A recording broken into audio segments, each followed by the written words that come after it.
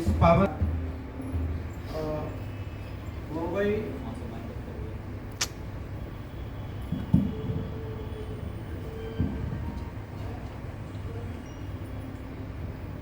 जो हमें लगता है कि भारत के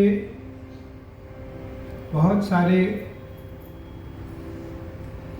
जो व्यावसायिक नगर हैं उन नगरों में ये सबसे महत्वपूर्ण महानगर है। भारत के सभी महापुरुषों का महाराष्ट्र समय समय पर आना होता है। खास करके मुंबई में सभी महापुरुष समय समय पर आते हैं। मैं 2 दिन के लिए मुंबई आया। कल एक कार्यक्रम था छोटा सा।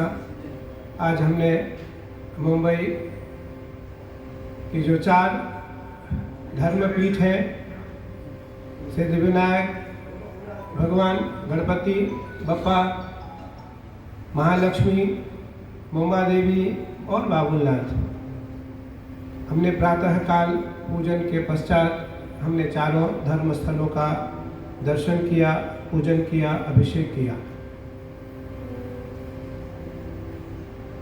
राजा राम जी देशमुख जी सिद्धिविनायक मंदिर के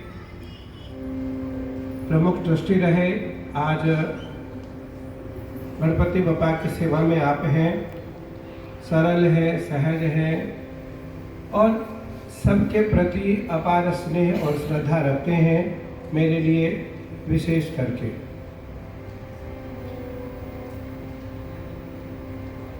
रूपेश और गौतम जी की पूरी टीम ने मुझसे आग्रह किया कि स्वामी जी आप आ रहे हैं तो कुछ पल धार्मिक चर्चा हो जाए। निस्संदेह संत का और भक्त का दोनों का जीवन कुछ समय भगवान के लिए जरूर निकालना चाहिए। जब तक रहेगी जिंदगी फुर्सत न होगी काम से, कुछ समय ऐसा निकालो प्रेम कर लो सिया राम से।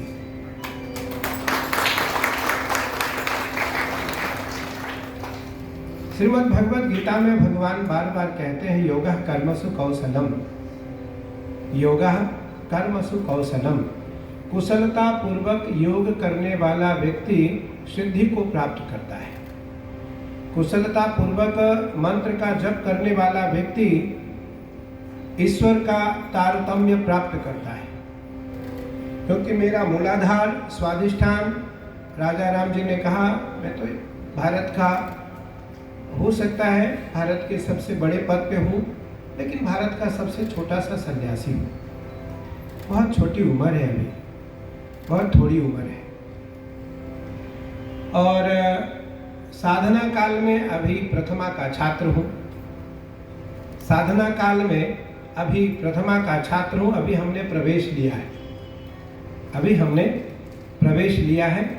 भगवती की कृपा हुई, माँ सरस्वती की, महादेव की और माँ काली की, माँ गंगा की, तो मैं संन्यास परंपरा का सर्वोच्च पद पर हूँ, भारत के सबसे बड़े पद पर हूँ। निस्संदेह हमारा लक्ष्य क्या है? हमारा लक्ष्य पद पाना नहीं है, हमारा लक्ष्य प्रतिष्ठा पाना नहीं है। हमारा लक्ष्य है ईश्वर को देखना, ईश्वर को समझना, ईश्वर को पाना और ईश्वर के प्रति मेरा समर्पण कैसे हो सके, उसको लेकर के। राजा राम जी ने मुझे कल कहा कि पूज्य स्वामी जी किस विषय पर आप बोलना चाहेंगे, तो मुझे लगा बहुत सारे विषय हैं, क्योंकि नाना पुराण निगमागम सम्मतम यद, नाना पुराण है, नाना पुराण है। रामायण सतकोटि अपारा, यहाँ तो सभी विद्वान हैं, बहुत अच्छा लगा। और शास्त्री जी गौतम जी की पूरी टीम सब खूब अच्छे विद्वान हैं। भागवत जी का एक श्लोक है, विद्यावताम भागवती परीक्षा। सबसे पहले तो हम लोगों को 6:30 और 7 बजे यहाँ आना था। मैं बहुत दूर रुका था, वहाँ से आने में मुझे बहुत सारा समय लगा, तो इसलिए क्योंकि आपके हृदय में हमारे आराध्य भगवान शिव बैठते हैं और आपके हृदय में नारायण है, राम है, शिव है, कृष्ण है, गणेश जी हैं, हनुमान जी हैं। एको हम बहुश्यामी एको हम द्वितीयो नास्ति। मैं ही अकेला हूँ और मैं ही सर्वत्र हूँ, ना उससे कुछ अलग है, ना उससे कुछ परे है। इसलिए जितने भी लोग यहाँ बैठे हैं, ब्रह्म सत्यम जगत मिथ्या, ब्रह्म सत्य है, सत्यम परम धीमहि। भागवत जी का श्लोक है कि पहला श्लोक है श्रीमद् भागवत जी का कि जन्माद्यस्य यतोऽन्वयादितरतश्चार्थे स्वभिघ्नस्वराट् तेने ब्रह्महृदाय आदिकवये मुह्यन्ति यत्सूरयः तेजो वारिमृदां यथा विनिमयो यत्र त्रिसर्गो मृषा धाम्ना स्वेन सदा निरस्तकुहकं सत्यं परं धीमहि। सत्यम परम धीमहि। महर्षि वेदव्यास जी कोई साधारण पुरुष तो थे नहीं, भगवान के 17वें अवतार थे। 24वें अवतारों में से 17वें अवतार थे महर्षि वेदव्यास जी। अतः 17वें अवतार का जो वर्णन है भगवान के अवतारों का, उसमें 17वें अवतार है। देखो, मैं तो आपको इसलिए, क्योंकि यहाँ कोई प्रसंग या कोई प्रवचन पूरा नहीं हो सकता है, क्योंकि समय बहुत अधिक हो चुका, मैं लेट हूँ, इसके लिए मैं क्षमा चाहता हूँ आपके हृदय में जो मेरे आराध्य बैठे हैं उनसे। तो इसलिए कोई प्रसंग पूरा तो नहीं हो सकता है, पर किसी न किसी विषय को जरूर रख करके उसे किसी स्थान तक पहुँचाने का प्रयास करेंगे। पर जिस श्लोक को मैंने प्रारंभ किया, ये श्रीमद् भागवत जी का पहला श्लोक है। श्रीमद् भागवत जी में 18,000 श्लोक है। कितने श्लोक हैं? 18,000 श्लोक है। 335 अध्याय हैं, 335 अध्याय है और 12 स्कंद है, 12 स्कंद है। एक श्लोक पर हम बुजुर्ग हो जाएंगे, वृद्ध हो जाएंगे बोलते बोलते। एक श्लोक पर, जो भागवत जी का पहला श्लोक मैंने बोला,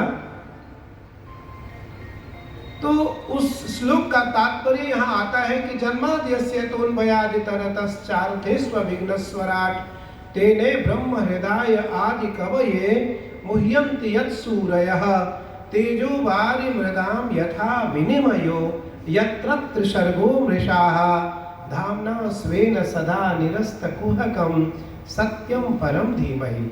महर्षि वेदव्यास जी ने कहा, मैं किसी व्यक्ति का वंदना नहीं करता हूँ, मैं किसी व्यक्ति की प्रशंसा और उसकी प्रतिष्ठा का सम्मान या उसकी यश की व्याख्यान नहीं कर रहा हूँ, ना मैं किसी की स्तुति कर रहा हूँ, ना मैं किसी की निंदा कर रहा हूँ। मैं केवल अगर किसी का वंदन करता हूँ तो मैं केवल सत्य का वंदन करता हूँ, मैं केवल सत्य का वंदन करता हूँ। गोस्वामी तुलसीदास जी महाराज भी इसी श्लोक को साकार करते हुए गोस्वामी जी ने अभी ये श्लोक लिखा है। और गोस्वामी जी ने यह श्लोक जब लिखा, चौपाई मानस में लिखी, तो उन्होंने लिखा, नहीं असत्य सम पातक पुंजा। असत्य से बड़ा कोई पाप नहीं है और सत्य से बड़ा कोई पुण्य नहीं है। इसीलिए हम अपने समय में से, अपने काम में से, अपने मनोस्थिति को जरूर ऐसे सुधारें कि हमारी सत्यता कभी असत्यता की ओर ना जाए। इसलिए हम कम बोलें तो जिससे कि हमारी वाणी पर हमारा नियंत्रण होगा। तो आहार, विहार और व्यवहार, 3 चीज को हमें रोकना है, 3 पे हमें परिवर्तित करना है, 3 पे हमें अंकुश लाना है। जितना कम से कम हो खाएं, जितना कम से कम हो बोलें, और जितना कम से कम हो हम प्रदर्शन करें, आत्मचिंतन करें। क्या करें? आत्मचिंतन। गीता, भागवत, वेदांत, न्याय, दर्शन, प्रस्थानत्रयी, ब्रह्मसूत्र और श्रीमद् भागवत। वेदांत को देखें, द्वैत और अद्वैत, शंकराचार्य जी के, आदि जगत गुरु शंकराचार्य जी के जो 2 महावाक्य हैं, द्वैत और अद्वैत, अगर हम दोनों को देखते हैं तो द्वैत में भी केवल इतना ही फर्क होता है कि द्वैत में अद्वैत भाव नहीं रहता है, द्वैत में साकार भाव को रखते हैं और अद्वैत भाव में निराकार ब्रह्म को रखते हैं। वहाँ हर जीव शिव है, हर जीव शिव है और साकार रूप में हर पिंड शिव है, हर पिंड शिव है।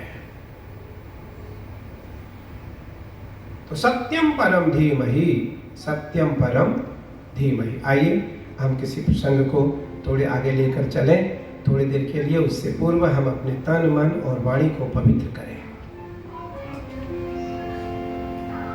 नाद ब्रह्म, शब्द ब्रह्म और पर ब्रह्म, 3 ब्रह्म है, चौथा कोई ब्रह्म नहीं है। तो नाद ब्रह्म है शब्द, नाद ब्रह्म है आवाज, ताली, शब्द ब्रह्म है वाणी। तो जब नाद ब्रह्म और शब्द ब्रह्म दोनों ब्रह्म को हम स्पर्श करेंगे तो हमारी कुंडलिनी धीरे धीरे जागृत होने लगेगी। मूलाधार, स्वाधिष्ठान, अनहद, विशुद्धि, आज्ञा, बिंदु और सहस्राधार, जो 6 चक्र हैं हमारे, ये कैसे खुले? जब तक 6 चक्रों का छेदन नहीं होगा तब तक हम मन से वृंदावन नहीं पहुंच पाएंगे। जब तक इन 6 चक्रों का भेदन नहीं होगा तब तक हमारे मुख मंडल पर जो श्रीमद् भागवत जी का जो महात्म का 3रा, 4था, 5वां श्लोक है उसमें वर्णन आता है कि कथम रोदसी विप्रत्वम काते चिंता बलीयसी, कि कथम रोदसी विप्रत्वम। देखो श्रीमद् भागवत आपने बहुत सुना होगा निसंदेह, क्योंकि तो माया की नगरी है और मायापति भी रहते हैं यहाँ, माया की भी नगरी है, लक्ष्मी भी रहती हैं और मायापति भगवान नारायण भी रहते हैं यहाँ। उस कारण सभी महापुरुषों का आगमन मुंबई इस महानगरी में समय समय पर होता रहता है। तो इसलिए उनके द्वारा श्रीमद् भगवत गीता, श्रीमद् भागवत, रामचरितमानस और वेदांत की चर्चा यहाँ अनवरत होती रहती है। तो श्रीमद् भागवत जी का एक श्लोक है कि कथम रोदसी विप्रत्वम काते चिंता बलीयसी वदत्वम सत्वरम मह्यम स्वस्य दुःखस्य कारणम। श्रीमद् भागवत जी का जो कथा प्रारंभ हुआ वो यहाँ से प्रारंभ हुआ और श्रीमद् भागवत जी की जो भक्ति है उसका जन्म कहाँ हुआ? द्रविड़ देश में, कर्नाटका से और थोड़ा आगे उडुपी में। तो द्रविड़े साह उत्पन्नम, द्रविड़ में भक्ति उत्पन्न होती है। कर्नाटकम वृद्धि गते, द्रविड़े साह उत्पन्नम वृद्धिम कर्नाटके गता, क्वचित क्वचिन महाराष्ट्रे गुर्जरे जवनताम गताः वृंदावनम पुनः प्राप्य नवीनैव स्वरूपिणी। भक्ति द्रविड़ में जन्म लेती है, कर्नाटका में भक्ति को बड़ा सम्मान मिला, महाराष्ट्र में आकर भक्ति कहीं कहीं थोड़ी सी उलझ गई, गुजरात में जाकर के भक्ति जीर्ण हो गई अर्थात वृद्ध हो गई और वृंदावन में जाकर के भक्ति पुनः नवीन हुई। लेकिन भक्ति के 2 पुत्र हैं। मैं इसी पर चर्चा रामचरितमानस के माध्यम से भगवान राम को आदर्श मान करके करूंगा कुछ पल के लिए, कुछ पल के लिए। भगवान श्री कृष्ण गीता में कहते हैं अस्माकं तु विशिष्टाय, अस्माकं तु विशिष्टाय तान् निबोधदुजोत्तमं नायका मम सैन्यश्च संज्ञार्थं तान् ब्रवीमिते भवान् भीष्मश्च कर्णश्च कृपश्च समितिञ्जयः अश्वत्थामा विकर्णश्च सोमदत्तिस्तथैव च अन्ये च बहवः शूरा मदर्थे त्यक्तजीविताः नाना शस्त्र प्रहरणाः सर्वे युद्ध विशारदाः। भगवान कहते हैं अयम सर्वभूत हिते रतः, अयम सर्व अर्थात मैं सभी प्राणियों में विद्यमान हूँ।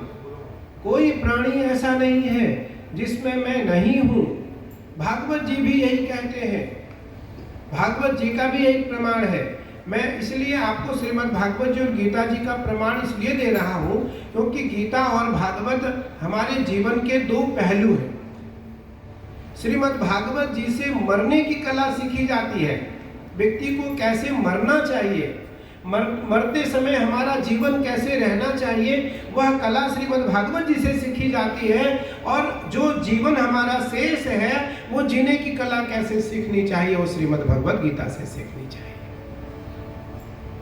तो श्रीमद् भगवत गीता और श्रीमद् भागवत श्रेष्ठ जीवन का मार्ग पथ का पथिक है।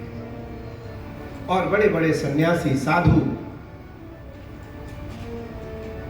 इस पथ को कभी त्याग नहीं पाते। तो गीता में भगवान श्री कृष्ण कहते हैं कि जन्म कर्म च मे दिव्यम मेवं यो वेति तत्वतः त्वक्त्वा देहं पुनर्जन्म नेति मामेति सोऽर्जुन। वीतराग भय क्रोधा मन्मया मामुपाश्रिताः बहवो ज्ञान तपसा पूता मद्भाव मागताः ये धामां प्रपद्यन्ते तांस्तथैव भजाम्यहम्। हे पार्थ, मेरा जन्म और कर्म दिव्य है, ना मेरी कभी जन्म होती है, ना मेरी मृत्यु होती है, ना मैं कभी जन्म लेता हूं, ना मैं कभी मरता हूं। मैं अजन्मा हूं, मैं निर्विकल्प हूं, निर्गुणातीत हूं, मैं निराकार भी हूं और साकार भी हूं। फिर अर्जुन के मन में संदेह होता है कि आप फिर किसकी उपासना करते हो? आप जो ध्यान करते हो, ध्यान के 3 मुद्राएं हैं, ज्ञान मुद्रा, ध्यान मुद्रा और वैराग्य मुद्रा। तो इन 3 मुद्राओं में आप समय समय पर किसका ध्यान करते हो? जब आप अजन्मा हो, निर्विकल्प हो, निर्गुणातीत हो, फिर आप किसकी उपासना करते हो? तो भगवान श्री कृष्ण कहते हैं, हे पार्थ, मुझे किसी चीज की आवश्यकता नहीं है, मुझे किसी चीज को करने की आवश्यकता नहीं है, ना मुझे यज्ञ करने की आवश्यकता है, ना मुझे मंत्र जपने की आवश्यकता है, ना मुझे वेद दर्शन न्याय प्रस्थानत्रयी ब्रह्मसूत्र गीता भागवत पढ़ने की आवश्यकता है। मैं केवल तुम्हें मार्ग पे ले जाने के लिए ये सब करता हूं। तो स्वस्व कर्म निरतिम ससिद्धिम जायते नरः। लगभग सभी लोग गीता पढ़ते हैं। चलो, भागवत तो विद्वानों का विषय है, विद्यावताम भागवते परीक्षा।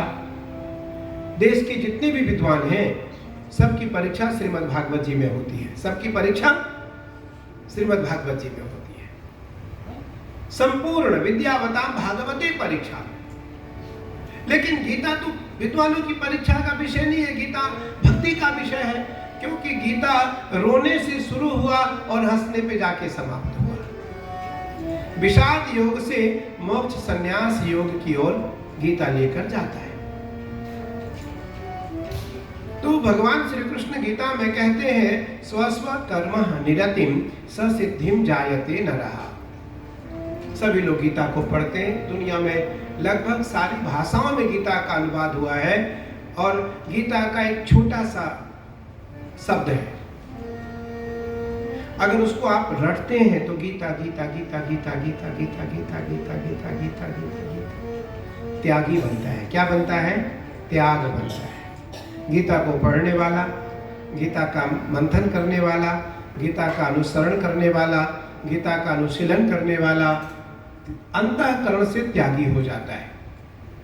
त्याग दिखाने की आवश्यकता नहीं है। किसी शास्त्र ने नहीं कहा कि घर छोड़ो, द्वार छोड़ो, संत बन जाओ। सबने, सारे शास्त्रों ने एक ही बताया कि सज्जन बन जाओ। क्या बन जाओ? सज्जन बन जाओ। सज्जनता जब आ जाएगी तो संत प्रवृत्ति स्वतः अपने अंतःकरण में प्रवेश कर जाएंगे।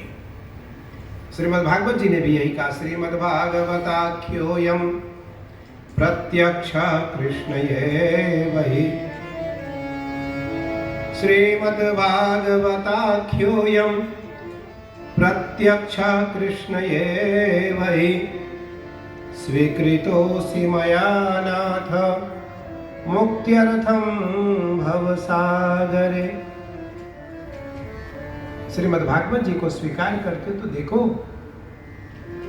अगर आपको वो न तार दे, आपको वो मुक्त न कर दे, आपकी आत्म प्रवृत्ति में प्रकाश न ले आए, तो भगवान ने कहा फिर मुझे तुम उलाहना देना, फिर मुझे तुम कोसना।